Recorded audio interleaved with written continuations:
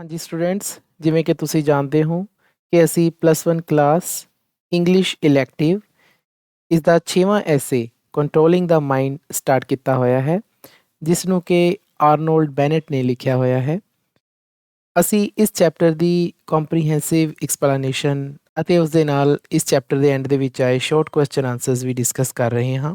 ਇਸ ਚੈਪਟਰ ਦੀ ਸੀਰੀਜ਼ ਦਾ ਇਹ ਸਾਡਾ ਦੂਜਾ ਵੀਡੀਓ ਹੈ। ਸਟੂਡੈਂਟਸ, ਇਸ ਚੈਪਟਰ ਦੀ ਸੀਰੀਜ਼ ਦੇ ਪਹਿਲੇ ਵੀਡੀਓ ਦੇ ਵਿੱਚ ਮੈਂ ਤੁਹਾਨੂੰ ਇਸ ਚੈਪਟਰ ਦਾ ਪੇਜ ਨੰਬਰ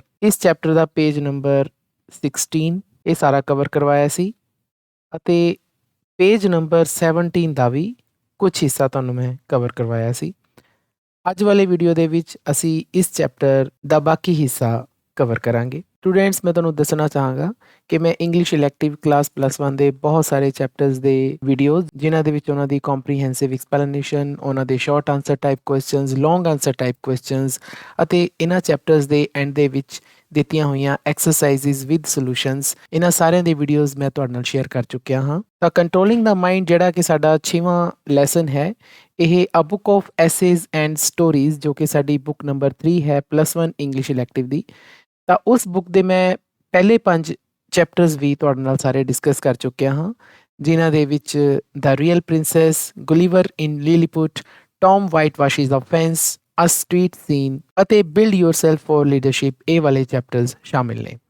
ਉਮੀਦ ਹੈ ਬੱਚਿਓ ਤੁਸੀਂ ਇਹ ਸਾਰੇ ਚੈਪਟਰਸ ਦੇ ਵੀਡੀਓ ਦੇਖੇ ਹੋਣਗੇ।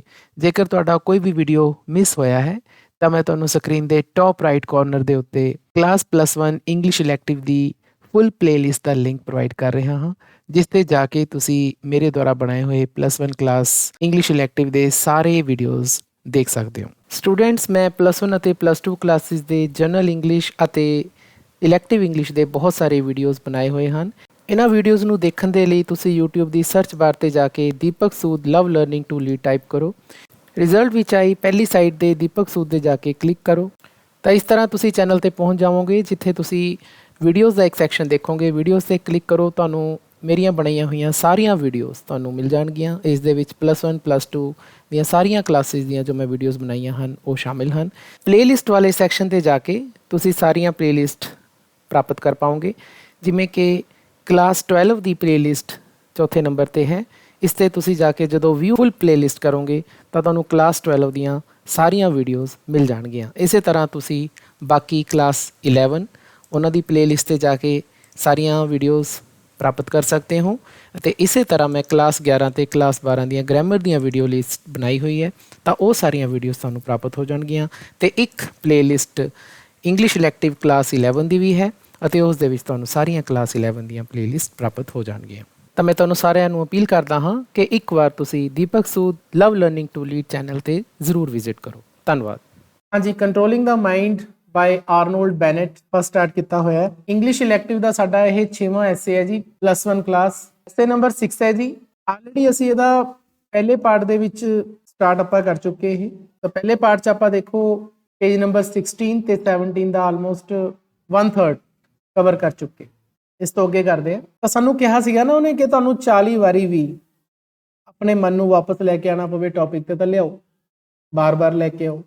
ਉਹਨੇ ਬਾਰ-ਬਾਰ ਕਿਹਾ ਕਿ ਕੀਪ ਇਟ ਅਪ, ਇਸ ਨੂੰ ਜਾਰੀ ਰੱਖੋ ਕਰਨਾ, ਯੂ ਵਿਲ ਸਕਸੀਡ, ਤੁਸੀਂ ਸਫਲ ਹੋਵੋਗੇ।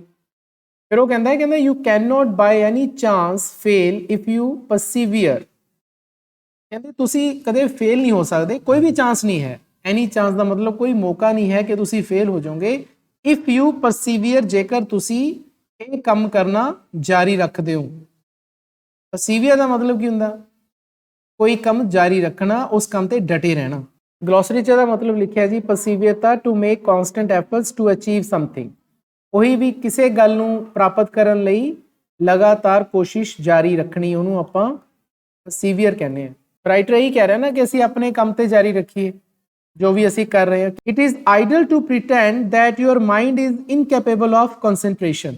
ਵਿਹਲੀਆਂ ਗੱਲਾਂ ਨੇ। ਇਟ ਇਜ਼ ਆਈਡਲ, ਆਈਡਲ ਦਾ ਮਤਲਬ ਹੁੰਦਾ ਵਿਹਲੀਆਂ ਗੱਲਾਂ। ਕਹਿੰਦੇ ਵਿਹਲੀਆਂ ਗੱਲਾਂ ਨੇ, ਬੇਕਾਰ ਗੱਲਾਂ ਨੇ ਕਿ ਆਪਾਂ ਇਹ ਮੰਨੀਏ ਕਿ ਸਾਡਾ ਜਿਹੜਾ ਮਨ ਹੈ ਉਹ ਕੰਸੈਂਟਰੇਸ਼ਨ ਕਰਨ ਦੇ ਇਨਕੈਪੇਬਲ ਹੈ, ਮਤਲਬ ਯੋਗ ਨਹੀਂ ਹੈ। ਕੈਪੇਬਲ ਕੀ ਹੁੰਦਾ? ਯੋਗ ਹੋਣਾ। ਇਨਕੈਪੇਬਲ ਹੁੰਦਾ ਹੈ ਯੋਗ ਨਾ ਹੋਣਾ। ਉਹਦਾ ਐਂਟੋਨੀਮ ਹੋ ਗਿਆ ਜੀ ਕੈਪੇਬਲ ਦਾ। ਕੰਸੈਂਟਰੇਸ਼ਨ ਦਾ ਮਤਲਬ ਹੁੰਦਾ ਜੀ ਇਕਾਗਰ ਚਿੱਤ ਹੋਣਾ, ਪਹਿਲਾਂ ਵੀ ਆਇਆ ਸ਼ਬਦ। ਧਿਆਨ ਲਗਾਉਣ ਨੂੰ ਕਹਿੰਦੇ ਨੇ ਜੀ, ਕੰਸੈਂਟਰੇਟ ਕਹਿੰਦੇ ਆਪਾਂ ਕਨਸੈਂਟਰੇਟ ਕਰੋ ਜੀ। ਪ੍ਰੀਟੈਂਡ ਦਾ ਮਤਲਬ ਹੁੰਦਾ ਮੰਨਣਾ, ਕਿ ਆਪਾਂ ਇਹ ਗੱਲ ਮੰਨੀਏ, ਵਿਹਲੀ ਗੱਲ ਹੈ, ਇਟ ਇਜ਼ ਆਈਡਲ। ਆਈਡਲ ਦਾ ਮਤਲਬ ਬੇਕਾਰ ਗੱਲ ਹੈ, ਵਿਹਲੀ ਗੱਲ ਹੈ, ਕਿ ਆਪਾਂ ਮਨ ਤੇ ਕੰਟਰੋਲ ਕਰ ਸਕਦੇ ਹਾਂ। ਜੇ ਆਪਾਂ ਇਹ ਕਹੀਏ ਕਿ ਅਸੀਂ ਮਨ ਤੇ ਕੰਟਰੋਲ ਨਹੀਂ ਕਰ ਸਕਦੇ, ਵਿਹਲੀਆਂ ਗੱਲਾਂ। ਉਹਦੀ ਉਹ ਐਗਜ਼ਾਮਪਲ ਦਿੰਦਾ ਅਗਲੀ ਲਾਈਨ 'ਚ, ਕਹਿੰਦੇ do you not remember that morning when you were called upon to address your class. Actually ਉਹ ਟੀਚਰ ਨੂੰ ਕਹਿ ਰਹੇ ਹੈ, ਸਾਡੇ ਵਰਗਿਆਂ ਨੂੰ। ਕਹਿੰਦੇ ਕੀ ਤੁਸੀਂ ਇਹ ਗੱਲ ਤੁਹਾਨੂੰ ਯਾਦ ਨਹੀਂ ਹੈ ਕਿ ਇੱਕ ਸਵੇਰ ਤੁਹਾਨੂੰ ਬੁਲਾਇਆ ਗਿਆ ਸੀਗਾ ਕਿ ਤੁਸੀਂ ਆਪਣੀ ਕਲਾਸ ਨੂੰ ਐਡਰੈਸ ਕਰਨਾ ਹੈ। ਕਾਲ ਅਪਨ ਦਾ ਮਤਲਬ ਹੁੰਦਾ ਬੁਲਾਉਣਾ। ਇੱਥੇ ਉਹ ਕਿਸੇ ਟੀਚਰ ਦੀ ਗੱਲ ਕਰ ਰਿਹਾ ਵੀ ਕਿਸੇ ਟੀਚਰ ਨੂੰ ਬੁਲਾਇਆ ਗਿਆ ਸੀਗਾ, ਉਹਨੂੰ ਕਿਹਾ ਗਿਆ ਵੀ ਤੂੰ ਭਾਈ ਅੱਜ ਇਸ ਕਲਾਸ ਨੂੰ ਐਡਰੈਸ ਕਰਨਾ, ਇਸ ਕਲਾਸ ਦੀ ਤੈਨੇ ਲੈਕਚਰ ਲੈਣਾ। ਜਾਂ ਮੰਨ ਲਓ ਮੈਨੂੰ ਪ੍ਰਿੰਸੀਪਲ ਸਰ ਕਹਿਣ ਕਿ ਦੀਪਕ ਸਰ ਅੱਜ ਤੁਸੀਂ ਸਪੈਸ਼ਲ ਲੈਕਚਰ ਲੈਣਾ +1 ਇਲੈਕਟਿਵ ਕਲਾਸ ਦਾ, ਸਵੇਰੇ ਲੈਣਾ 8 ਵਜੇ। ਟੌਪਿਕ ਵੀ ਦੱਸ ਦੇਣ ਵੀ ਆਹ ਟੌਪਿਕ ਤੇ ਤੁਸੀਂ ਬੋਲਣਾ। ਫਿਰ ਮੈਂ ਕੀ ਕਰੂੰਗਾ? How you kept your mind steadily on the subject of your talk. ਹੁਣ ਕਿਉਂਕਿ ਮੈਨੂੰ ਸ਼ਾਮ ਨੂੰ ਫੋਨ ਕਰਕੇ ਦੱਸਿਆ ਗਿਆ ਕਿ ਸਵੇਰੇ ਹੀ ਜਾਂਦੇ ਆ ਸਰ ਮੈਨੇ ਇਸ ਟੌਪਿਕ ਤੇ ਬੋਲਣਾ ਹੈ, ਜਾਂ ਮੈਨੂੰ ਕਿਹਾ ਗਿਆ ਤੁਸੀਂ ਪ੍ਰੇਅਰ 'ਚ ਬੋਲਣਾ ਹੈ ਇਸ ਟੌਪਿਕ ਤੇ, ਉਹ ਟੌਪਿਕ ਮੇਰੇ ਲਈ ਨਵਾਂ ਹੈ, ਤਾਂ ਮੈਂ ਕੀ ਕਰੂੰਗਾ ਵੀ ਆਪਣੇ ਆਪ ਨੂੰ ਤਿਆਰ ਕਰੂੰਗਾ। ਉਹੀ ਗੱਲ ਕਹੀ ਹੈ, ਆਪਣੀ ਗੱਲਬਾਤ ਕਰਨ ਲਈ ਯੂਅਰ ਟਾਕ ਦੇ ਸਬਜੈਕਟ ਦੇ ਉੱਪਰ ਮੈਂ ਆਪਣਾ ਮਾਈਂਡ, ਕੀ ਤੁਸੀਂ ਉਸ ਦਿਨ ਸਟੱਡੀ ਨਹੀਂ ਕੀਤਾ, ਫੋਕਸ ਨਹੀਂ ਕੀਤਾ। ਸਟੱਡੀਲੀ ਦਾ ਮਤਲਬ ਕੀ ਹੈ? ਫੋਕਸ ਕਰਨਾ, ਕੇਂਦਰਿਤ ਕਰਨਾ। ਜੇਕਰ ਤੁਹਾਨੂੰ ਕਿਹਾ ਜਾਵੇ ਕੱਲ ਨੂੰ ਭਾਈ ਤੁਹਾਡਾ ਟੈਸਟ ਹੈ ਇੰਗਲਿਸ਼ ਇਲੈਕਟਿਵ ਫਲਾਣੇ ਚੈਪਟਰ 'ਚ, ਤੁਸੀਂ ਜਾਂਦੇ ਸਾਰ ਤਿਆਰੀ ਨਹੀਂ ਕਰੋਗੇ, ਆਪਣਾ ਮਾਈਂਡ ਫੋਕਸ ਕਰੋਗੇ, ਸਟੱਡੀ ਕਰੋਗੇ ਉਸ ਟੌਪਿਕ ਤੇ। ਉਹੀ ਗੱਲ ਇੱਥੇ ਹੈ, ਵਿਦਾਊਟ ਅ ਸੈਕਿੰਡਸ ਇੰਟਰਮਿਸ਼ਨ, ਬਿਨਾ ਕੋਈ ਸੈਕਿੰਡ ਗਵਾਏ। ਵਿਦਾਊਟ ਅ ਸੈਕਿੰਡਸ ਇੰਟਰਮਿਸ਼ਨ, ਵੀ ਕੋਈ ਬੰਦਾ ਗੱਲਾਂ ਬਾਤਾਂ ਚਲਾਵੇ, ਤੁਸੀਂ ਲੱਗੋਗੇ ਨਹੀਂ। ਜੇ ਤੁਸੀਂ ਫੋਕਸ ਹੋ, ਤੁਸੀਂ ਕਹੋਗੇ ਨਹੀਂ ਯਾਰ ਕੱਲ ਨੂੰ ਮੈਨੂੰ ਕੰਮ ਹੈ, ਮੇਰਾ ਟੈਸਟ ਹੈ ਜਾਂ ਮੇਰੀ ਸਪੀਚ ਹੈ, ਮੈਂ ਤਾਂ ਆਪਣਾ ਧਿਆਨ ਲਾਣਾ ਹੈ, ਅੱਜ ਮੈਂ ਤੇਰੇ ਨਾਲ ਨਹੀਂ ਬੈਠ ਸਕਦਾ। ਇੱਥੇ ਉਹ ਗੱਲ ਕਹੀ ਗਈ ਹੈ। ਤੇ ਅਜਿਹਾ ਕੰਮ ਕਰਨਾ ਤੁਸੀਂ ਕਦ ਤੱਕ ਜਾਰੀ ਰੱਖੋਗੇ? Until you reach your college and gave your speech. ਜਦ ਤੱਕ ਤੁਸੀਂ ਕਾਲਜ ਨਹੀਂ ਪਹੁੰਚਦੇ ਅਤੇ ਤੁਸੀਂ ਆਪਣੀ ਸਪੀਚ ਨਹੀਂ ਦਿੰਦੇ। ਤੁਹਾਡੇ ਤੇ ਗੱਲ ਲਾ ਲਾਂ, ਜਦ ਤੱਕ ਤੁਸੀਂ ਕਲਾਸ ਨਹੀਂ ਆਉਂਦੇ ਤੇ ਤੁਸੀਂ ਟੈਸਟ ਨਹੀਂ ਦਿੰਦੇ। ਤੁਸੀਂ ਕੋਸ਼ਿਸ਼ ਕਰੋਗੇ ਕਿ ਕੋਈ ਬੰਦਾ ਤੁਹਾਨੂੰ ਤੰਗ ਨਾ ਕਰੇ, ਉਹਦੇ ਨਾਲ ਮੈਂ ਬੈਠਾ ਨਾ, ਆਪਣਾ ਧਿਆਨ ਫੋਕਸ ਰੱਖਾਂ ਤਾਂ ਕਿ ਮੈਂ ਟੈਸਟ ਭੁੱਲ ਨਾ ਜਾਵਾਂ। ਪੇਪਰਾਂ ਵਾਲੇ ਦਿਨ ਤੁਸੀਂ ਕੀ ਕਰਦੇ ਹੁੰਦੇ ਹੋ? ਮੰਨ ਲਓ ਤੁਹਾਡਾ ਪੱਕਾ ਪੇਪਰ ਹੋਵੇ +1 ਇੰਗਲਿਸ਼ ਇਲੈਕਟਿਵ ਦਾ, ਤੁਸੀਂ ਉਸ ਦਿਨ ਸ਼ਾਮ ਨੂੰ ਖੇਡਣ ਜਾਓਗੇ? ਨਹੀਂ। ਤੁਸੀਂ ਉਸ ਦਿਨ ਕਿਤੇ ਮੇਲੇ ਤੇ ਜਾਓਗੇ? ਨਹੀਂ। ਤੁਸੀਂ ਉਸ ਦਿਨ ਆਪਣੇ ਆਪ ਨੂੰ ਪੂਰਾ ਫੋਕਸ ਕਰੋ। ਅਗਲੀ ਸਵੇਰ ਵੀ ਸ਼ਾਇਦ ਤੁਸੀਂ ਜਲਦੀ ਉੱਠੋਗੇ, ਉਹ ਕਦੇ ਤੁਸੀਂ ਉੱਠੇ ਨਾ ਹੋ, ਤੁਸੀਂ 4 ਵਜੇ 5 ਵਜੇ ਉੱਠੋਗੇ, ਸਾਰੇ ਰਿਵਾਈਜ਼ ਕਰੋਗੇ ਵੀ ਦੀਪਕ ਸਰ ਨੇ ਆਹ ਦੱਸੇ ਸੀਗੇ ਜੀ, ਆਹ ਫਟਾਫਟ ਆਪਾਂ ਰਿਵਾਈਜ਼ ਕਰ ਲੈਂਦੇ ਹਾਂ, ਦੁਬਾਰਾ ਪੜ੍ਹ ਲੈਂਦੇ ਕਿਤੇ ਭੁੱਲ ਨਾ ਜਾਵਾਂ।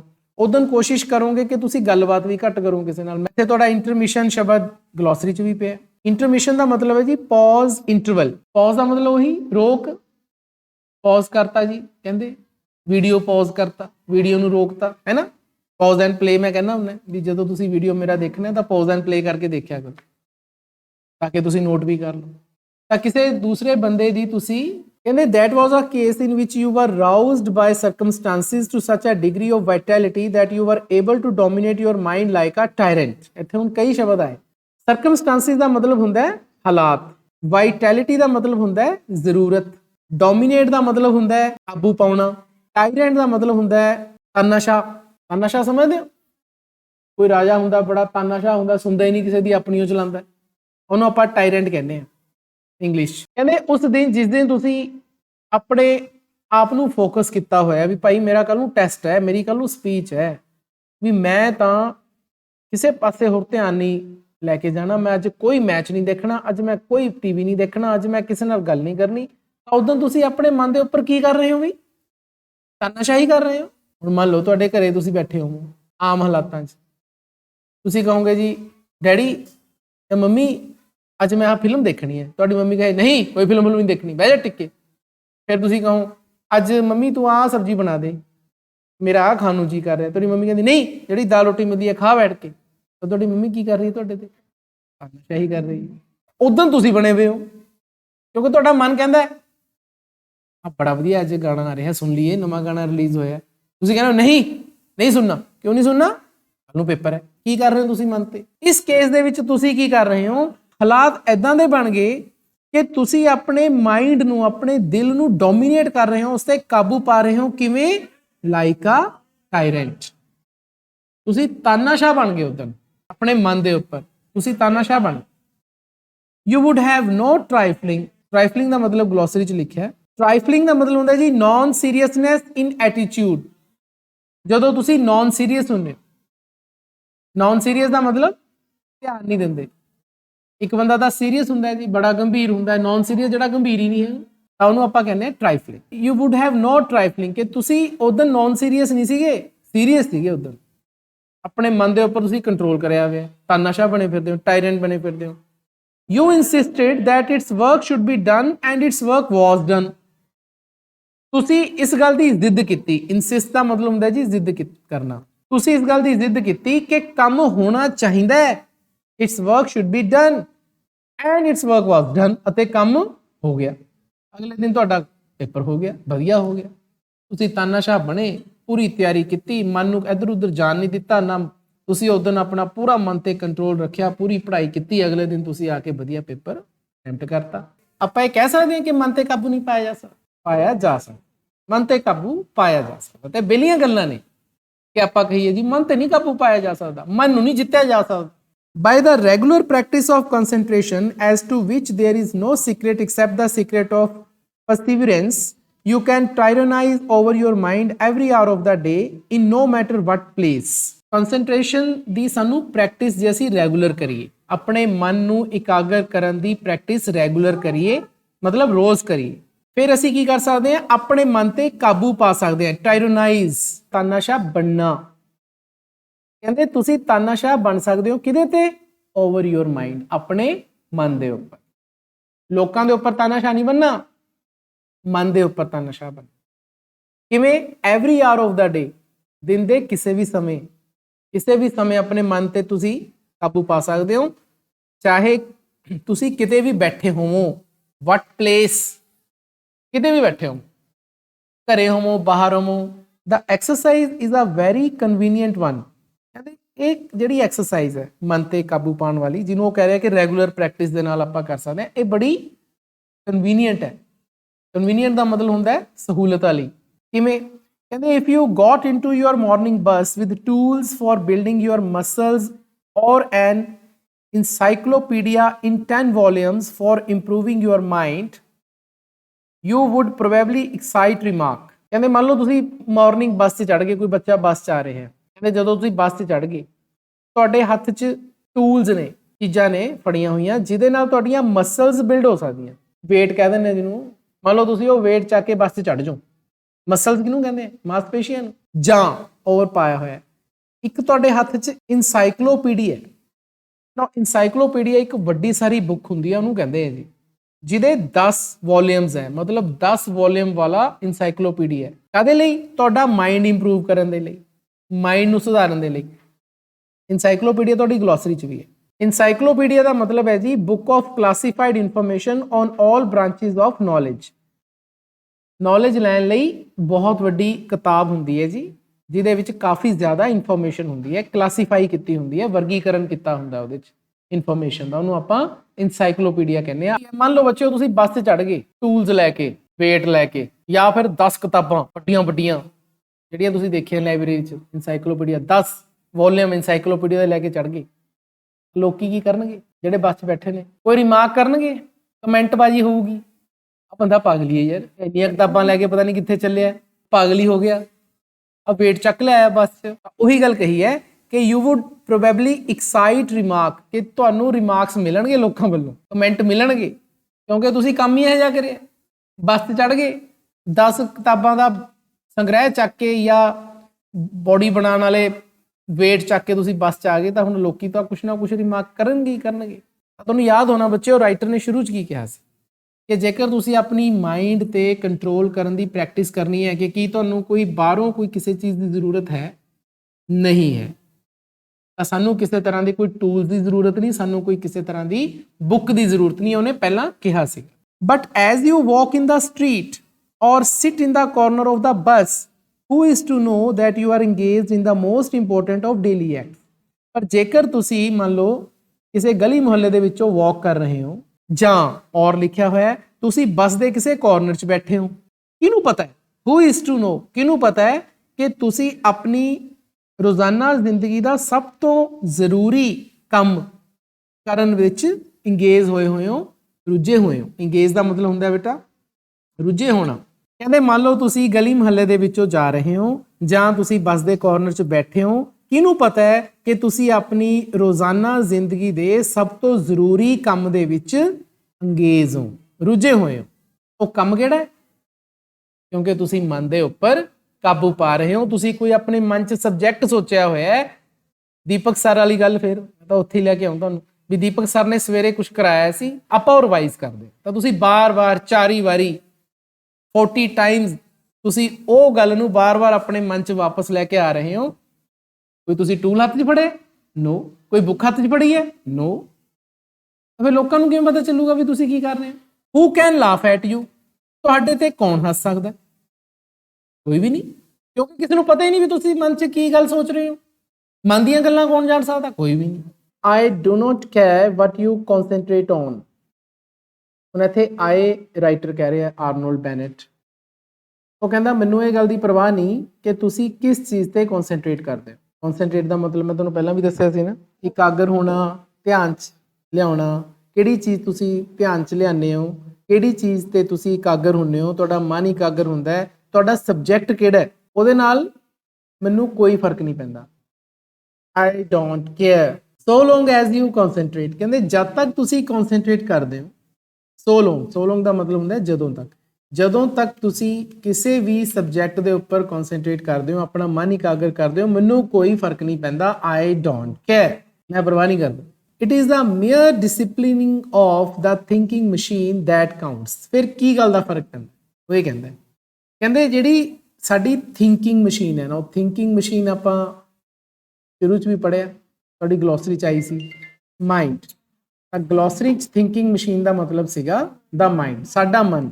ਪੂਰਾ ਚੈਪਟਰ ਹੀ ਕਾਹਦੇ ਬਾਰੇ ਹੈ? ਮਾਈਂਡ ਨੂੰ ਕੰਟਰੋਲ ਕਰਨ ਬਾਰੇ। ਕਹਿੰਦੇ ਸਿਰਫ ਸਾਡਾ ਇਹ ਜਿਹੜੀ ਚੀਜ਼ ਕਾਊਂਟ ਕਰਦੀ ਹੈ, ਦੈਟ ਕਾਊਂਟਸ, ਜਿਹੜੀ ਚੀਜ਼ ਕਾਊਂਟ ਕਰਦੀ ਹੈ, ਕਿ ਜਿਹੜੀ ਚੀਜ਼ ਫਰਕ ਪਾਉਂਦੀ ਹੈ। ਫਰਕ ਕਿਹੜੀ ਚੀਜ਼ ਪਾ ਰਹੀ ਹੈ? ਕਿ ਅਸੀਂ ਥਿੰਕਿੰਗ ਮਸ਼ੀਨ ਨੂੰ ਡਿਸਿਪਲਿਨ ਕਰਨਾ ਹੈ, ਉਸ ਨੂੰ ਅਨੁਸ਼ਾਸਿਤ ਕਰਨਾ। ਸਿਰਫ ਮੀਅਰ ਦਾ ਮਤਲਬ ਹੁੰਦਾ ਸਿਰਫ ਆਪਾਂ ਨੇ ਥਿੰਕਿੰਗ ਮਸ਼ੀਨ ਨੂੰ ਆਪਣਾ ਡਿਸਿਪਲਿਨ 'ਚ ਲਿਆਉਣਾ ਹੈ। ਇਹ ਗੱਲ ਕਾਊਂਟ ਕਰਦੀ ਹੈ, ਇਹ ਗੱਲ ਦਾ ਫਰਕ ਪੈਂਦਾ ਨਾ। 2 ਲਾਈਨਸ ਦੇ ਵਿੱਚ ਰਾਈਟਰ ਕੀ ਕਹਿ ਰਿਹਾ ਹੈ ਵੀ ਤੁਸੀਂ ਆਪਣੇ ਮਾਈਂਡ ਨੂੰ ਕਨਸੈਂਟਰੇਟ ਕਰ ਰਹੇ ਹੋ, ਮਨ ਦੇ ਵਿੱਚ ਕੋਈ ਧਿਆਨ ਤੁਸੀਂ ਲੈ ਕੇ ਆਏ, ਕਿਸੇ ਵੀ ਗੱਲ ਬਾਰੇ ਧਿਆਨ ਲੈ ਕੇ ਆਏ, ਤੁਸੀਂ ਧਿਆਨ ਤਾਂ ਲੈ ਕੇ ਆਏ ਨਾ, ਇਹ ਗੱਲ ਦਾ ਫਰਕ ਪੈਂਦਾ ਹੈ। ਆਪਾਂ ਗੱਲ ਹੀ ਨਹੀਂ ਧਿਆਨ 'ਚ ਲੈ ਕੇ ਆਏ ਆਪਣੇ ਮਨ 'ਚ, ਇਹ ਗੱਲ ਠੀਕ ਨਹੀਂ ਹੈ। ਮਾਈਂਡ ਕਨਸੈਂਟਰੇਟ ਕਿਵੇਂ ਹੋਊਗਾ? ਜੇ ਅਸੀਂ ਕੋਈ ਸਬਜੈਕਟ, ਕੋਈ ਗੱਲ ਆਪਣੇ ਮਨ 'ਚ ਲੈ ਕੇ ਆਵਾਂਗੇ, ਆਪਣੀ ਗੱਲ ਜਿਹੜੀ ਆਏਗੀ ਮਨ 'ਚ, ਉਸੇ ਵੱਲ ਧਿਆਨ ਕੇਂਦਰਿਤ ਸਾਡਾ ਤਾਂ ਹੀ ਹੋਊਗਾ। But still you may as well kill 2 birds with 1 stone. ਇੱਥੇ ਇੱਕ ਬੱਚਿਓ ਈਡੀਅਮ ਆਇਆ ਜਿਹਨੂੰ ਆਪਾਂ ਮੁਹਾਵਰਾ ਕਹਿੰਦੇ ਆ, to kill 2 birds with 1 stone. ਇੱਕ ਤੀਰ ਨਾਲ 2 ਸ਼ਿਕਾਰ ਕਰਨੇ, ਇਹਦਾ ਮਤਲਬ ਇਹ ਹੈ। ਇੱਕ ਤੀਰ ਨਾਲ 2 ਸ਼ਿਕਾਰ ਕਰਨ ਦੀ ਇੰਗਲਿਸ਼ ਕੀ ਹੈ ਜੀ? To kill 2 birds with 1 stone. ਕਹਿੰਦੇ ਤੁਹਾਡੇ 2 ਮਨੋਰਥ ਪੂਰੇ ਹੋ ਜਾਂਦੇ ਆ ਇਹ ਕੰਮ ਕਰਨ ਨਾਲ। ਬਟ ਸਟਿਲ ਜੇਕਰ ਤੁਸੀਂ ਆਪਣੇ ਮਨ ਦੇ ਵਿੱਚ ਕੋਈ ਸਬਜੈਕਟ ਲੈ ਕੇ ਆਓ ਤੇ ਆਪਣੇ ਮਨ ਨੂੰ ਕਨਸੈਂਟਰੇਟ ਕਰੋ ਤਾਂ ਤੁਹਾਡੇ ਇੱਕ ਤੀਰ ਨਾਲ 2 ਸ਼ਿਕਾਰ ਹੁੰਦੇ ਆ। ਕਿਵੇਂ? ਕਿ ਕਨਸੈਂਟਰੇਟ ਔਨ ਸਮਥਿੰਗ ਯੂਜ਼ਫੁਲ, ਕਿ ਕੋਈ ਚੰਗੀ ਚੀਜ਼ ਬਾਰੇ ਸੋਚੋ। ਗੱਲ ਤਾਂ ਇਹ ਹੈ। ਪਹਿਲਾਂ ਤਾਂ ਰਾਈਟਰ ਕੀ ਕਹਿ ਰਿਹਾ ਹੈ ਵੀ ਜਦ ਤੱਕ ਤੁਸੀਂ ਆਪਣੇ ਮਨ ਦੇ ਵਿੱਚ ਕੋਈ ਗੱਲ ਲੈ ਕੇ ਆ ਰਹੇ ਹੋ, ਇਹ ਗੱਲ ਮੈਟਰ ਕਰਦੀ ਹੈ। ਮਨ 'ਚ ਗੱਲ ਲਿਆਏ ਫਿਰ ਤਾਂ ਇੱਕ ਤੀਰ ਨਾਲ ਇੱਕੋ ਹੀ ਸ਼ਿਕਾਰ ਹੋਊਗਾ, ਕਿਉਂਕਿ ਮਨ 'ਚ ਤੁਸੀਂ ਕੋਈ ਗੱਲ ਲਿਆਏ। ਹੋ ਸਕਦਾ ਉਹ ਗੱਲ ਮਾੜੀ ਵੀ ਹੋਵੇ, ਫਿਰ ਇੱਕ ਤੀਰ ਨਾਲ ਕੀ ਹੋਊਗਾ? ਇੱਕ ਸ਼ਿਕਾਰ। ਪਰ ਜੇਕਰ ਤੁਸੀਂ ਕੋਈ ਚੰਗੀ ਗੱਲ ਲਿਆਏ ਮਨ 'ਚ ਤਾਂ ਕੋਈ ਗੱਲ ਲੈ ਕੇ ਆਏ, ਪਰ ਮਨ 'ਚ ਕੋਈ ਚੰਗੀ ਗੱਲ ਲਿਆਏ, ਫਿਰ ਇੱਕ ਤੀਰ ਨਾਲ 2 ਸ਼ਿਕਾਰ ਹੋ ਗਏ। ਤਾਂ ਚੰਗੀ ਗੱਲ ਕਿਹੜੀ ਹੋਊਗੀ? ਦੀਪਕ ਸਰ ਦਾ ਲੈਕਚਰ, ਉਹ ਚੰਗੀ ਗੱਲ ਇਹ ਹੈ। ਸਮਥਿੰਗ ਯੂਜ਼ਫੁਲ ਕੀ ਹੈ? ਕੋਈ ਚੀਜ਼ ਜਿਹੜੀ ਤੁਹਾਨੂੰ ਫਾਇਦਾ ਦੇ ਸਕਦੀ। I suggest that you concentrate on a lesson which you read yesterday in the classroom or at home। ਉਹੀ ਗੱਲ ਜੋ ਮੈਂ ਕਹਿ ਰਿਹਾ, ਹੁਣ ਇੱਥੇ ਰਾਈਟਰ ਵੀ ਇਹੀ ਕਹਿ ਰਿਹਾ। I suggest ਕਹਿੰਦੇ ਮੈਂ ਤੁਹਾਨੂੰ ਸੁਝਾਅ ਦਿੰਦਾ ਹਾਂ ਕਿ ਤੁਸੀਂ ਉਸ ਲੈਸਨ ਦੇ ਉੱਪਰ ਕਨਸੈਂਟਰੇਟ ਕਰੋ, ਉਸ ਪਾਠ ਨੂੰ ਧਿਆਨ 'ਚ ਲਿਆਓ ਜਿਹੜਾ ਤੁਸੀਂ ਕੱਲ ਪੜ੍ਹਿਆ ਸੀ। ਯੈਸਟਰਡੇ ਕੱਲ ਪੜ੍ਹਿਆ ਸੀ, ਕਿੱਥੇ? ਕਲਾਸਰੂਮ 'ਚ ਪੜ੍ਹਿਆ ਸੀ, ਜਾਂ ਹੋ ਸਕਦਾ ਤੁਸੀਂ ਘਰੇ ਪੜ੍ਹਿਆ ਸੀ, ਐਟ ਹੋਮ। ਮੈਂ ਤੁਹਾਨੂੰ ਬਾਰ-ਬਾਰ ਕੀ ਕਹਿਣਾ ਵੀ ਜਦ ਵੀ ਤੁਸੀਂ ਆਪਣੇ ਮਨ ਨੂੰ ਇਕਾਗਰ ਕਰਨਾ ਹੁੰਦਾ ਹੈ, ਦੀਪਕ ਸਰ ਦੀ ਜੋ ਕਲਾਸ ਲਾਈ ਸੀ, ਜੋ ਸਰ ਨੇ ਤੁਹਾਨੂੰ ਕੱਲ ਸਿਖਾਇਆ ਸੀ, ਉਹਨੂੰ ਧਿਆਨ 'ਚ ਲੈ ਕੇ ਆਓ। ਉਹੀ ਗੱਲ ਰਾਈਟਰ ਕਹਿ ਰਿਹਾ, ਇਹੀ ਕਹਿ ਰਿਹਾ ਨਾ ਉਹ। ਤਾਂ ਫਿਰ ਇੱਕ ਤੀਰ ਨਾਲ ਕਿੰਨੇ ਸ਼ਿਕਾਰ ਹੋਣਗੇ? 2। ਇੱਕ ਤਾਂ ਤੁਹਾਡਾ ਮਨ ਕਨਸੈਂਟਰੇਟ ਹੋ ਰਿਹਾ ਹੈ, ਤੇ ਨੰਬਰ 2 ਤੇ ਤੁਸੀਂ ਕੋਈ ਚੰਗੀ ਚੀਜ਼ ਮਨ 'ਚ ਲੈ ਕੇ ਆਏ ਹੋ ਜਿਸ ਨੂੰ ਤੁਸੀਂ ਰਿਵਾਈਜ਼ ਕਰ ਰਹੇ ਹੋ, ਤਾਂ ਤੁਹਾਨੂੰ ਫਾਇਦਾ। I know my friend what you are thinking.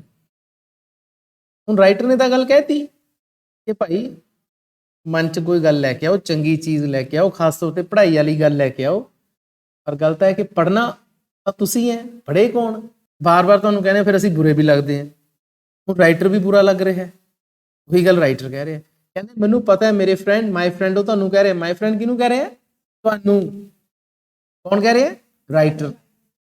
Writer ਕਹਿੰਦਾ ਮੈਨੂੰ ਪਤਾ ਹੈ ਮੇਰੇ ਫਰੈਂਡ, ਮੇਰੇ ਦੋਸਤ, ਕਿ ਤੂੰ ਕੀ ਸੋਚ ਰਿਹਾ। ਮੰਨ ਲਓ ਮੈਂ ਰਾਈਟਰ ਹੋਵਾਂ, ਮੈਂ ਤੁਹਾਨੂੰ ਕਹਾਂ ਵੀ ਭਾਈ ਆਪਣੇ ਮਨ 'ਚ ਗੱਲ ਵਧੀਆ ਜੀ ਲੈ ਕੇ ਆਓ, ਕੋਈ ਲੈਸਨ ਲੈ ਕੇ ਆਓ, ਪੜ੍ਹੋ। ਤੁਸੀਂ ਮਨ 'ਚ ਸੋਚ ਰਹੇ ਹੋ ਯਾਰ ਇਹਨਾਂ ਨੂੰ ਕੋਈ ਕੰਮ ਹੀ ਨਹੀਂ, ਸਾਰਾ ਦਿਨ ਇਹੀ ਕਹੀ ਜਾਂਦੇ ਨੇ, ਜਿੱਥੇ ਮਿਲਦੇ ਨੇ ਪੜ੍ਹੋ ਪੜ੍ਹੋ ਪੜ੍ਹੋ, ਆਹੀ ਕਹੀ ਜਾਂਦੇ ਨੇ, ਮਨ 'ਚ ਪੜ੍ਹਾਈ ਦੀ ਗੱਲ ਲੈ ਕੇ ਆਓ, ਆਹੀ ਕਹੀ ਜਾਂਦੇ ਨੇ, ਹੈ ਨਾ। ਤਾਂ ਰਾਈਟਰ ਹੀ ਕਹਿ ਰਿਹਾ, ਕਹਿੰਦਾ ਮੈਨੂੰ ਪਤਾ ਹੈ ਕਿ ਤੁਸੀਂ ਕੀ ਸੋਚ ਰਹੇ ਹੋ, what you are thinking. It is useless for you to disguise the fact. ਹੁਣ ਤੁਸੀਂ ਜਿੰਨੇ ਮਰਜ਼ੀ ਮੇਰੇ ਅੱਗੇ ਮੂੰਹ ਜਿਹਾ ਬਣਾ ਕੇ ਐਨ ਭੋਲੇ ਜਿਹੇ ਬਣ ਕੇ ਬੈਠੇ ਰਹੋ, ਮੈਨੂੰ ਪਤਾ ਕਿ ਮਨ 'ਚ ਤੁਸੀਂ ਕੀ ਸੋਚ ਰਹੇ। ਕਿ ਟੀਚਰ ਬਾਰ-ਬਾਰ ਸਾਨੂੰ ਪੜ੍ਹਨ ਨੂੰ ਕਹੀ ਜਾਂਦੇ ਨੇ, ਪੜ੍ਹੋ ਪੜ੍ਹੋ, ਸਾਰਾ ਦਿਨ ਪੜ੍ਹੀ ਹੋ ਜਾਈਏ। ਰਾਈਟਰ ਕੀ ਕਹਿ ਰਿਹਾ? ਕਹਿੰਦਾ ਇਟ ਇਜ਼ ਯੂਜ਼ਲੈਸ, ਕਹਿੰਦੇ ਵਿਅਰਥ ਹੈ ਕਿ ਜੇਕਰ ਤੁਸੀਂ ਸੱਚਾਈਆਂ ਨੂੰ ਛੁਪਾਉਂਦੇ ਹੋ। ਡਿਸਗਾਈਜ਼ ਦਾ ਮਤਲਬ ਹੁੰਦਾ ਹੈ ਜੀ ਛੁਪਾਉਣਾ। ਤੁਹਾਡੀ ਗਲੋਸਰੀ 'ਚ ਵੀ ਲਿਖਿਆ ਹੋਇਆ, ਦੇਖ ਸਕਦੇ ਹੋ। ਲਾਸਟ ਵਰਡ ਹੈ ਜੀ ਤੁਹਾਡੀ ਗਲੋਸਰੀ ਦਾ, ਡਿਸਗਾਈਜ਼, ਹਾਈਡ, ਕੰਸੀਲ, ਦੋਨਾਂ ਦਾ ਮਤਲਬ ਹੁੰਦਾ ਹੈ ਜੀ ਛੁਪਾਉਣਾ। ਹਾਈਡ, ਹਿਡਨ, ਵਰਬ ਦੀਆਂ ਫਾਰਮਸ ਹੁੰਦੀਆਂ, ਯਾਦ ਹੋਣਾ। ਕਹਿੰਦੇ ਵਿਅਰਥ ਹੈ ਜੇਕਰ ਤੁਸੀਂ ਆਪਣੀ ਇਹ ਗੱਲ ਜੋ ਮਨ 'ਚ ਸੋਚ ਰਹੇ ਹੋ, ਮਨ 'ਚ ਤਾਂ ਕੁਝ ਹੋਰ ਸੋਚ ਰਹੇ ਹੋ, ਚਿਹਰੇ ਤੇ ਤੁਹਾਡੇ ਕੁਝ ਹੋਰ ਹੈ। ਕਿਉਂ? ਰਾਈਟਰ ਕਹਿੰਦਾ I can hear your brain like a telephone at my ear. ਕਹਿੰਦੇ ਵਿਅਰਥ ਇਸ ਕਰਕੇ ਹੈ ਕਿਉਂਕਿ ਮੈਂ ਤੁਹਾਡਾ ਜਿਹੜਾ ਬ੍ਰੇਨ ਹੈ, ਜੋ ਤੁਹਾਡੇ ਦਿਮਾਗ 'ਚ ਜੋ ਗੱਲ ਚੱਲ ਰਹੀ ਹੈ ਮੇਰੇ ਬਾਰੇ, ਰਾਈਟਰ ਕਹਿ ਰਿਹਾ ਮੇਰੇ ਬਾਰੇ ਜੋ ਦਿਮਾਗ 'ਚ ਗੱਲ ਚੱਲ ਰਹੀ ਹੈ ਉਹ ਇਸ ਤਰ੍ਹਾਂ ਲੱਗ ਰਹੀ ਹੈ ਮੈਨੂੰ ਜਿਵੇਂ ਤੁਹਾਡਾ ਦਿਮਾਗ ਟੈਲੀਫੋਨ ਬਣ ਗਿਆ ਮੇਰੇ ਕੰਨ ਕੋਲੇ। ਹੁਣ ਜੇ ਮੈਂ ਆਪਣੇ ਈਅਰ ਕੋਲੇ ਟੈਲੀਫੋਨ ਲਾਇਆ ਹੋਵੇ ਤਾਂ ਸਾਰੀ ਗੱਲ ਸੁਣੂ ਮੈਨੂੰ। ਤਾਂ ਤੁਹਾਡਾ ਬ੍ਰੇਨ ਕਿੱਥੇ ਹੈ ਮੇਰੇ? ਹੁਣ ਟੈਲੀਫੋਨ ਵਾਂਗੂ ਮੇਰੇ ਕੰਨ ਦੇ ਕੋਲੇ ਹੈ। ਤਾਂ ਜੋ ਜੋ ਤੁਸੀਂ ਮੈਨੂੰ ਕਹਿ ਰਹੇ ਹੋ, ਗੱਲਾਂ ਮੇਰੇ ਬਾਰੇ ਕਹਿ ਰਹੇ ਹੋ, ਉਹ ਸਾਰੀਆਂ ਸੁਣਨੀਆਂ। ਇਸ ਕਰਕੇ ਜੋ ਤੁਸੀਂ ਆਪਣੇ ਮਨ 'ਚ ਲਈ ਬੈਠੇ ਹੋ ਅਸਲੀ ਗੱਲਾਂ ਮੇਰੇ ਬਾਰੇ, ਉਹਨੂੰ ਛੁਪਾਉਣਾ ਵਿਅਰਥ ਹੈ। ਇਹ ਕੌਣ ਕਹਿ ਰਿਹਾ ਜੀ? ਰਾਈਟਰ। ਹੁਣ ਉਹ ਕਹਿੰਦਾ ਹੈ ਕਿ ਟੈਲੀਫੋਨ ਤੋਂ ਮੈਨੂੰ ਕੀ ਗੱਲਾਂ ਸੁਣ ਰਹੀਆਂ ਤੁਹਾਡੀਆਂ, ਉਹ ਵੀ ਦੱਸ ਰਿਹਾ ਹੋ ਗਈਆਂ ਲਾਈਨਾਂ 'ਚ। ਕਹਿੰਦੇ ਤੁਸੀਂ ਇਹ ਕਹਿ ਰਹੇ ਹੋ, ਯੂ ਆਰ ਸੇਇੰਗ ਟੂ ਯੂਅਰਸੈਲਫ, ਤੁਸੀਂ ਆਪਣੇ ਮਨ 'ਚ ਇਹ ਕਹਿ ਰਹੇ ਹੋ, ਆਪਣੇ ਆਪ ਨੂੰ ਕਹਿ ਰਹੇ ਹੋ, ਟੂ ਯੂਅਰਸੈਲਫ। ਦੇਖੋ ਡਬਲ ਕੋਟਸ 'ਚ ਲਾਈਨਾਂ ਲਿਖੀਆਂ। ਡਬਲ ਕੋਟਸ ਦਾ ਮਤਲਬ ਇਹ ਹੁੰਦਾ ਜਦੋਂ ਕੋਈ ਲਾਈਨ ਐਜ਼ ਇਟ ਇਜ਼ ਆਪਾਂ ਕੋਟ ਕਰਦੇ ਹਾਂ ਟੈਕਸਟ ਦੇ ਵਿੱਚ, ਆਪਾਂ ਉਸ ਨੂੰ ਐਵੇਂ ਲਿਖਦੇ ਹਾਂ। ਕਹਿੰਦੇ ਦਿਸ ਫੈਲੋ ਇਜ਼ ਟਾਕਿੰਗ ਨੌਨਸੈਂਸ। ਜਿਹੜਾ ਸਾਹਮਣੇ ਵਾਲਾ ਰਾਈਟਰ ਬੈਠਾ, ਹੁਣ ਸਾਹਮਣੇ ਤਾਂ ਮੈਂ ਬੈਠਾ ਤੁਹਾਡੇ, ਤਾਂ ਹੁਣ ਤੁਸੀਂ ਇਹ ਸੋਚ ਰਹੇ ਹੋ ਜਿਹੜਾ ਸਾਹਮਣੇ ਬੈਠਾ ਫੈਲੋ ਬੰਦਾ, ਫੈਲੋ ਦਾ ਮਤਲਬ ਕੀ ਹੈ? ਇਨਸਾਨ। ਇਹ ਜਿਹੜਾ ਫੈਲੋ ਹੈ ਇਜ਼ ਟਾਕਿੰਗ ਨੌਨਸੈਂਸ, ਬੇਮਤਲਬ ਦੀਆਂ ਗੱਲਾਂ ਕਰੀ ਜਾਂਦਾ। ਨੌਨਸੈਂਸ ਕੌਣ ਗੱਲਾਂ ਕਰਦਾ? ਵੀ ਪਾਗਲ ਹੀ ਕਰਦਾ, ਉਹਦੀ ਗੱਲ ਤਾਂ ਕੋਈ ਸਿਰ ਪੈਰ ਤਾਂ ਹੁੰਦਾ ਨਹੀਂ। ਤਾਂ ਹੀ ਇਜ਼ ਟਾਕਿੰਗ ਨੌਨਸੈਂਸ, ਜਿਹੜਾ ਮੇਰੇ ਸਾਹਮਣੇ ਬੈਠਾ। What he says about thinking in trains and concentration is not for me. ਕਹਿੰਦੇ ਉਹ ਜੋ ਵੀ ਕਨਸੈਂਟਰੇਸ਼ਨ ਬਾਰੇ ਕਹਿੰਦਾ ਹੈ ਕਿ ਧਿਆਨ ਇਕਾਗਰ ਕਰੋ, ਮਨ 'ਚ ਧਿਆਨ ਲਿਆਓ, ਪੜ੍ਹਾਈ ਦਾ ਧਿਆਨ ਲਿਆਓ, ਉਸ ਤੇ ਕਨਸੈਂਟਰੇਟ ਕਰੋ। ਟ੍ਰੇਨ 'ਚ ਵੀ, ਜਦੋਂ ਮੈਂ ਘਰ ਤੋਂ ਨਿਕਲਿਆ ਉਦੋਂ ਵੀ, ਜਦੋਂ ਮੈਂ ਬਾਹਰ ਆਪਣੇ ਗਲੀ ਮੁਹੱਲੇ ਦੇ ਵਿੱਚੋਂ ਜਾ ਰਿਹਾ ਉਦੋਂ ਵੀ, ਜਦ ਤੱਕ ਮੈਂ ਸਕੂਲ 'ਚ ਨਹੀਂ ਪਹੁੰਚਦਾ ਉਦੋਂ ਤੱਕ ਆਪਣੇ ਮਨ ਦੇ ਵਿੱਚ ਮੈਂ ਦੀਪਕ ਸਰ ਦਾ ਜਿਹੜਾ ਚੈਪਟਰ ਕੱਲ ਕਰਾਇਆ ਸੀ ਉਹਨੂੰ ਮੈਂ ਧਿਆਨ 'ਚ ਲਿਆਵਾਂ, ਬਾਰ-ਬਾਰ ਲਿਆਵਾਂ, ਚਾਹੇ ਮੈਨੂੰ ਕਿੰਨੀ ਵਾਰੀ ਲਿਆਉਣਾ ਪਵੇ, 40 ਵਾਰੀ ਲਿਆਉਣਾ ਪਵੇ। ਇਹ ਗੱਲਾਂ ਮੇਰੇ ਲਈ ਨਹੀਂ ਹੈਗੀਆਂ, ਇਜ਼ ਨੋਟ ਫॉर ਮੀ, ਮੇਰੇ ਲਈ ਗੱਲਾਂ ਨਹੀਂ ਹੈਗੀਆਂ। It may be well enough for some extraordinary people. ਕਹਿੰਦੇ ਇਹ ਸਾਰੀਆਂ ਗੱਲਾਂ ਸ਼ਾਇਦ ਠੀਕ ਹੋਣ, ਚੰਗੀਆਂ ਹੋਣ ਕਿਸੇ ਖਾਸ ਬੰਦਿਆਂ ਲਈ। ਐਕਸਟਰਾਆਰਡੀਨਰੀ, ਆਰਡੀਨਰੀ ਹੁੰਦਾ ਜੀ ਆਮ, ਐਕਸਟਰਾਆਰਡੀਨਰੀ ਹੁੰਦਾ ਸਪੈਸ਼ਲ, ਖਾਸ। ਕਿਸੇ ਸਪੈਸ਼ਲ ਪਰਸਨ ਦੇ ਲਈ ਇਹ ਤਾਂ ਗੱਲਾਂ ਠੀਕ ਹੋ ਸਕਦੀਆਂ ਨੇ। ਕਿਹੜੀਆਂ ਗੱਲਾਂ? ਜੋ ਆਪਾਂ ਪਹਿਲਾਂ ਕਰੀਆਂ, ਵੀ ਬਾਰ-ਬਾਰ ਇੱਕੋ ਗੱਲ ਨੂੰ ਆਪਾਂ ਧਿਆਨ 'ਚ ਲਿਆਈਏ, ਮਨ ਭਟਕਦਾ ਫੇਰ ਗੱਲ ਧਿਆਨ 'ਚ ਲਿਆਈਏ, ਇਹ ਗੱਲਾਂ ਕਿਸੇ ਖਾਸ ਬੰਦਿਆਂ ਲਈ ਤਾਂ ਠੀਕ ਨੇ। But it is not for a common person like me, ਪਰ ਮੇਰੇ ਵਰਗੇ ਆਮ ਬੰਦੇ ਲਈ ਇਹ ਗੱਲਾਂ ਠੀਕ ਨਹੀਂ ਹੈਗੀਆਂ। ਕਿਹੜੀਆਂ ਗੱਲਾਂ? ਆਹੀ ਗੱਲ ਕਿ ਜਦੋਂ ਵੀ ਆਪਾਂ ਵਿਹਲੇ ਜੇ ਹੋਈਏ, ਆਪਾਂ ਆਪਣੇ ਮਨ ਦੇ ਅੰਦਰ ਪੜਿਆ ਹੋਇਆ ਪਾਠ ਇੰਗਲਿਸ਼ ਇਲੈਕਟਿਵ ਦਾ ਉਹਨੂੰ ਧਿਆਨ 'ਚ ਲਿਆਈਏ, ਬਾਰ-ਬਾਰ ਧਿਆਨ 'ਚ ਲਿਆਈਏ। ਜੇ ਫੇਰ ਭੁੱਲਦਾ, ਫੇਰ ਮਨ ਭਟਕਦਾ ਦੂਜੇ ਪਾਸੇ, ਫੇਰ ਵਾਪਸ ਲਿਆਈਏ ਉਹਨੂੰ, ਐਵੇਂ ਚਾਹੇ ਸਾਨੂੰ 40 ਵਾਰੀ ਕਰਨਾ ਪਵੇ। ਇਹ ਇੱਕ ਖਾਸ ਬੰਦਾ ਤਾਂ ਕਰ ਸਕਦਾ, ਆਮ ਬੰਦਾ ਮੇਰੇ ਵਰਗਾ ਨਹੀਂ ਕਰ ਸਕਦਾ, ਮੇਰੇ ਤੋਂ ਤਾਂ ਔਖਾ। ਦੇਖੋ ਡਬਲ ਕੋਟਸ ਇੱਥੇ ਆ ਕੇ ਬੰਦ ਹੋ ਗਏ। ਇਹ ਸਾਰੀਆਂ ਗੱਲਾਂ ਕੌਣ ਸੋਚ ਰਿਹਾ ਹੈ? ਤੁਸੀਂ, ਜਿਹਦੇ ਨਾਲ ਰਾਈਟਰ ਗੱਲਾਂ ਕਰ ਰਹੇ, ਜਿਨ੍ਹਾਂ ਨੂੰ ਰਾਈਟਰ ਇਹ ਸਮਝਾਉਣਾ ਚਾਹ ਰਿਹਾ ਹੈ ਕਿ ਤੁਸੀਂ ਕੌਨਸੈਂਟਰੇਸ਼ਨ ਦੀ ਪਾਵਰ ਵੱਲ ਆਪਣਾ ਦਿਮਾਗ ਲਗਾਓ, ਉਹਦੀ ਪ੍ਰੈਕਟਿਸ ਕਰੋ, ਪ੍ਰੈਕਟਿਸ ਆਫ ਕੌਨਸੈਂਟਰੇਸ਼ਨ ਕਰੋ। ਹੁਣ ਫਿਰ ਰਾਈਟਰ ਕਹਿੰਦਾ ਹੈ, ਜਦੋਂ ਕਹਿੰਦੇ ਨਾ ਕਿ ਇਹ ਗੱਲਾਂ ਮੇਰੇ ਲਈ ਨਹੀਂ, ਤਾਂ ਰਾਈਟਰ ਕੀ ਕਹਿੰਦਾ? It is for you I passionately repeat. ਕਹਿੰਦੇ ਇਹ ਗੱਲਾਂ ਤੁਹਾਡੇ ਲਈ ਹੀ ਨੇ, ਮੈਂ ਤੁਹਾਨੂੰ ਪੈਸ਼ਨੇਟ ਹੋ ਕੇ ਕਹਿ ਰਿਹਾ। ਬਿਲਕੁਲ, ਪੈਸ਼ਨੇਟਲੀ ਦਾ ਮਤਲਬ ਹੁੰਦਾ ਹੈ ਭਾਵੁਕ ਹੋਣਾ। ਕਹਿੰਦੇ ਮੈਂ ਤੁਹਾਨੂੰ ਭਾਵੁਕ ਹੋ ਕੇ ਕਹਿ ਰਿਹਾ, ਮਤਲਬ ਮੈਂ ਤੁਹਾਨੂੰ ਉਹੀ ਨਹੀਂ ਕਹਿ ਰਿਹਾ। ਆਈ ਪੈਸ਼ਨੇਟਲੀ ਰਿਪੀਟ, ਭਾਵੁਕ ਹੋ ਕੇ ਰਿਪੀਟ ਕਰ ਰਹੇ, ਦੁਬਾਰਾ ਕਹਿ ਰਹੇ ਕਿ ਇਟ ਇਜ਼ ਫॉर ਯੂ। ਇਹ ਗੱਲਾਂ ਕਿਹਦੇ ਲਈ ਨੇ? ਤੁਹਾਡੇ ਲਈ ਨੇ, ਕਿਸੇ ਖਾਸ ਬੰਦੇ ਲਈ ਨਹੀਂ ਹੈਗੀਆਂ। ਕੋਈ ਐਕਸਟਰਾ ਆਰਡੀਨਰੀ ਬੰਦਾ ਨਹੀਂ ਜਿਹਦੇ ਲਈ ਮੈਂ ਗੱਲਾਂ ਕਰ ਰਿਹਾ, ਇਹ ਆਮ ਬੰਦੇ ਲਈ ਹੋਏ ਨੇ, ਤੁਹਾਡੇ ਵਰਗਿਆਂ ਲਈ। Indeed you are the very person I am aiming at. ਕਹਿੰਦੇ ਅਸਲ 'ਚ ਇਹ ਤੁਸੀਂ ਹੀ ਹੋ, you are the very person, ਇਹ ਤੁਸੀਂ ਹੀ ਹੋ ਜਿਨ੍ਹਾਂ ਨੂੰ ਮੈਂ ਗੱਲਾਂ ਕਹਿਣੀਆਂ ਚਾਹ ਰਿਹਾ ਹਾਂ। ਏਮ ਐਟ ਦਾ ਮਤਲਬ ਹੁੰਦਾ ਵੈਸੇ ਨਿਸ਼ਾਨਾ ਲਗਾਉਣਾ। ਹੁਣ ਇੱਥੇ ਨਿਸ਼ਾਨੇ 'ਚ ਕੌਣ ਹੈ ਵੀ? ਤੁਸੀਂ। ਇੱਥੇ ਰਾਈਟਰ ਦੇ ਨਿਸ਼ਾਨੇ ਤੇ ਕੌਣ ਹੋ? ਤੁਸੀਂ। ਮੈਂ ਤੁਹਾਡੇ ਵੱਲ ਇਸ਼ਾਰਾ ਕਰ ਰਿਹਾ ਹਾਂ, ਮੈਂ ਤੁਹਾਨੂੰ ਹੀ ਸਮਝਾਉਣਾ ਚਾਹ ਰਿਹਾ ਹਾਂ, ਮੈਂ ਤੁਹਾਨੂੰ ਹੀ ਕਹਿ ਰਿਹਾ ਕਿ you are the very person, ਤੁਹਾਡੇ ਲਈ ਹੀ ਮੇਰੀਆਂ ਗੱਲਾਂ ਨੇ, ਕਿਸੇ ਹੋਰ ਲਈ ਨਹੀਂ ਹੈਗੀਆਂ। If you throw away this suggestion, you throw away the most precious suggestion that was ever offered to you. ਕਹਿੰਦੇ ਜੇਕਰ ਤੁਸੀਂ ਮੇਰੀ ਸੁਝਾਅ ਨੂੰ, ਸੁਜੈਸ਼ਨ ਦਾ ਮਤਲਬ ਕੀ ਹੈ ਜੀ? ਸੁਝਾਅ। ਯਾਦ ਕਰੋ ਪਹਿਲਾਂ ਆਇਆ ਸੀ ਸੁਜੈਸਟ, ਸ਼ਬਦ ਆਇਆ ਸੀ ਨਾ, ਆ ਦੇਖੋ I suggest ਆਇਆ ਸੀ ਨਾ ਪਹਿਲਾਂ, I suggest that you concentrate on a lesson। ਇੱਥੇ suggest ਕਿਹਦੇ ਤੌਰ ਤੇ ਯੂਜ਼ ਹੋਇਆ ਸੀ? verb ਦੇ ਤੌਰ ਤੇ। suggest ਕੀ ਹੈ ਜੀ? verb। ਮੈਂ ਤੁਹਾਨੂੰ ਨਾਲ ਸਮਝਾ ਦੇਣਾ ਬਿਕੋਜ਼ ਇਹ ਤੁਹਾਡੇ ਐਗਜ਼ਾਮ 'ਚ ਵੀ ਆਉਂਦਾ। ਸੁਜੈਸਟ ਕੀ ਹੈ ਜੀ? verb। ਸੁਝਾਅ ਦੇਣਾ, ਸੁਜੈਸਟ ਦਾ ਮਤਲਬ ਕੀ ਹੁੰਦਾ? ਸੁਝਾਅ ਦੇਣਾ। ਤਾਂ ਹੀ ਉਹਨੇ ਕਿਹਾ ਸੀ ਨਾ ਆਈ ਸੁਜੈਸਟ ਯੂ, ਮੈਂ ਤੁਹਾਨੂੰ ਸੁਝਾਅ ਦਿੰਦਾ ਹਾਂ ਕਿ ਤੁਸੀਂ ਆਪਣੇ ਲੈਸਨ ਤੇ ਕਨਸੈਂਟਰੇਟ ਕਰੋ, ਜਿਹੜਾ ਤੁਹਾਨੂੰ ਤੁਹਾਡੇ ਟੀਚਰ ਦੀਪਕ ਸਰ ਨੇ ਕਰਾਇਆ ਸੀ। ਸੁਜੈਸਟ ਦਾ ਮਤਲਬ ਹੁੰਦਾ ਜੀ verb, ਉਹਦਾ ਮਤਲਬ ਹੁੰਦਾ ਹੈ ਸੁਝਾਅ ਦੇਣਾ। ਲੇਕਿਨ ਇੱਥੇ ਕੀ ਆਇਆ ਹੁਣ? ਸੁਜੈਸ਼ਨ। ਸੁਜੈਸ਼ਨ ਕੀ ਹੋ ਗਿਆ? ਸੁਝਾਅ। ਸੁਝਾਅ ਕੀ ਹੋ ਗਿਆ? ਸੁਝਾਅ ਇੱਕ ਐਸੀ ਚੀਜ਼ ਹੈ ਜਿਹਨੂੰ ਆਪਾਂ ਫੀਲ ਕਰ ਸਕਦੇ ਹਾਂ। ਇਟਸ ਐਨ ਐਬਸਟ੍ਰੈਕਟ ਨਾਊਨ, ਭਾਵਵਾਚਕ ਨਾਮ ਹੈ ਜੀ ਇਹ। ਸੁਜੈਸ਼ਨ ਕੀ ਹੋ ਗਿਆ ਜੀ? ਨਾਊਨ। ਇਹ ਪੇਪਰ 'ਚ ਆਉਂਦੇ ਹੁੰਦੇ ਨੇ, ਤੁਹਾਨੂੰ ਸੁਜੈਸਟ ਸ਼ਬਦ ਦਿੱਤਾ ਹੋਊਗਾ ਤੇ ਤੁਹਾਨੂੰ ਕਿਹਾ ਜਾਊਗਾ ਕਿ make a sentence using as a noun or as a verb. ਜੇਕਰ ਤੁਸੀਂ ਮੇਰੇ ਸੁਝਾਅ ਨੂੰ ਥਰੋ ਅਵੇ ਕਰ ਦੋਗੇ, ਥਰੋ ਅਵੇ ਦਾ ਮਤਲਬ ਸੁੱਟ ਦੇਣਾ, ਸੁਣਨਾ ਹੀ ਨਹੀਂ, ਜਾਂ ਇਧਰੋਂ ਕੰਨ 'ਚ ਪਾਈ ਗੱਲ ਇਧਰੋਂ ਕੱਢਤੀ, ਥਰੋ ਅਵੇ। ਜੇ ਤੁਸੀਂ ਮੇਰੇ ਸੁਝਾਅ ਨੂੰ ਥਰੋ ਅਵੇ ਕਰ ਦੋਗੇ, ਇਹਨੂੰ ਨਹੀਂ ਮੰਨੋਗੇ, ਤਾਂ ਤੁਸੀਂ ਕੀ ਥਰੋ ਅਵੇ ਕਰ ਰਹੇ ਹੋ? ਯੂ ਥਰੋ ਅਵੇ ਦਾ ਮੋਸਟ ਪ੍ਰੈਸ਼ੀਅਸ ਸੁਜੈਸ਼ਨ, ਸਭ ਤੋਂ ਕੀਮਤੀ, ਪ੍ਰੈਸ਼ੀਅਸ ਸਭ ਤੋਂ ਕੀਮਤੀ ਸੁਝਾਅ ਜਿਹੜਾ ਕਿ ਤੁਹਾਨੂੰ ਆਫਰ ਕੀਤਾ ਗਿਆ, ਐਵਰ, ਕਦੇ ਵੀ, ਹੁਣ ਤੱਕ ਦਾ, ਜਿੰਨੇ ਵੀ ਤੁਹਾਡੀ ਲਾਈਫ 'ਚ ਬਹੁਤ ਸਾਰੇ ਸੁਝਾਅ ਤੁਹਾਨੂੰ ਤਰ੍ਹਾਂ ਦੇ ਲੋਕਾਂ ਨੇ ਦਿੱਤੇ ਹੋਣਗੇ, ਜਿੰਨੇ ਹੁਣ ਤੱਕ ਤੁਹਾਨੂੰ ਸੁਝਾਅ ਦਿੱਤੇ ਹੋਣਗੇ, ਉਹਨਾਂ 'ਚੋਂ ਸਭ ਤੋਂ ਕੀਮਤੀ ਸੁਝਾਅ ਤੁਸੀਂ ਅੱਜ ਕੀ ਕਰਤਾ? ਥਰੋ ਅਵੇ ਕਰਤਾ, ਜੇ ਤੁਸੀਂ ਮੇਰੀ ਗੱਲ ਨਾ ਮੰਨੀ। ਤੇ ਸੁਝਾਅ ਕਿਹੜਾ ਸੀ? ਕਿ ਆਪਣੇ ਮਨ ਤੇ ਕਾਬੂ ਪਾਓ, ਆਪਣੇ ਮਨ ਤੇ ਕਨਸੈਂਟਰੇਟ ਕਰੋ। ਕਹਿੰਦੇ it is note my suggestion. ਦੇਖੋ ਰਾਈਟਰ ਵੀ ਕਹਿ ਰਿਹਾ ਕਿ ਮੇਰਾ ਸੁਝਾਅ ਨਹੀਂ ਹੈਗਾ, ਇਹ ਜਿਹੜਾ ਸੁਜੈਸ਼ਨ ਮੈਂ ਤੁਹਾਨੂੰ ਦੇ ਰਿਹਾ ਤੁਸੀਂ ਥਰੋ ਅਵੇ ਕਰਨ ਜਾ ਰਹੇ ਹੋ, ਇਹ ਮੇਰਾ ਸੁਝਾਅ ਨਹੀਂ ਹੈ। It is the suggestion of the most sensible and practical men that have walked the earth. ਕਹਿੰਦੇ ਇਹ ਇਸ ਦੁਨੀਆ ਤੇ ਜਿਹੜੇ ਪੈਦਾ ਹੋਏ ਨੇ ਜਾਂ ਦੁਨੀਆ ਤੇ ਜਿਹੜੇ ਚੱਲੇ ਨੇ, ਉਹਨਾਂ ਨੇ ਜਨਮ ਲਿਆ ਮੈਨ, MEN, ਮੈਨ ਦਾ ਪਲੂਰਲ ਪਾਇਆ ਨਾ, ਤਾਂ ਇਨਸਾਨਾਂ ਦੀ ਗੱਲ ਕਰ ਰਹੇ।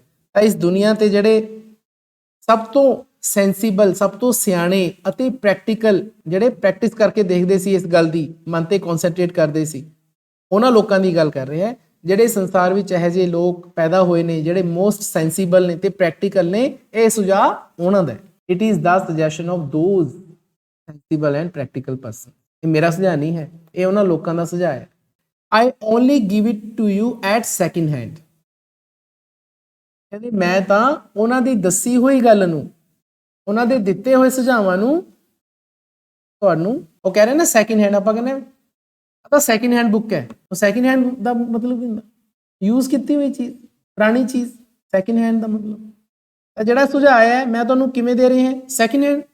ਇਹ ਕਿਸੇ ਦਾ ਸੁਝਾਅ ਸੀ, ਮੈਂ ਪਾਸ ਕਰਤਾ ਤੁਹਾਨੂੰ ਸੈਕਿੰਡ ਹੈਂਡ। ਮੇਰਾ ਸੁਝਾਅ ਨਹੀਂ ਹੈਗਾ ਇਹ, ਜੇ ਕਿਤੇ ਸੋਚੋਗੇ ਮੈਨੇ ਘੜ ਲਿਆ ਸੁਝਾਅ, ਮੈਂ ਕੋਈ ਸੁਝਾਅ ਨਹੀਂ ਘੜਿਆ। ਇਹ ਸੁਜੈਸ਼ਨ ਮਨ ਤੇ ਕਨਸੈਂਟਰੇਟ ਕਰਨ ਵਾਲੀ ਗੱਲ ਮੈਂ ਨਹੀਂ ਘੜੀ, ਇਹ ਬਹੁਤ ਹੀ ਪ੍ਰੈਕਟੀਕਲ ਤੇ ਸੈਂਸੀਬਲ ਲੋਕਾਂ ਨੇ ਇਹਨੂੰ ਯੂਜ਼ ਕਰਕੇ ਦੇਖਿਆ, ਉਹਨਾਂ ਦੇ ਸੁਝਾਵਾਂ ਨੂੰ ਮੈਂ ਤੁਹਾਨੂੰ ਅੱਗੇ ਪਾਸ ਕਰ ਰਿਹਾ। ਜਸਟ ਸੈਕਿੰਡ ਹੈਂਡ ਸੁਜੈਸ਼ਨ ਤਾਂ ਹੀ ਉਹ ਕਹਿ ਰਿਹਾ।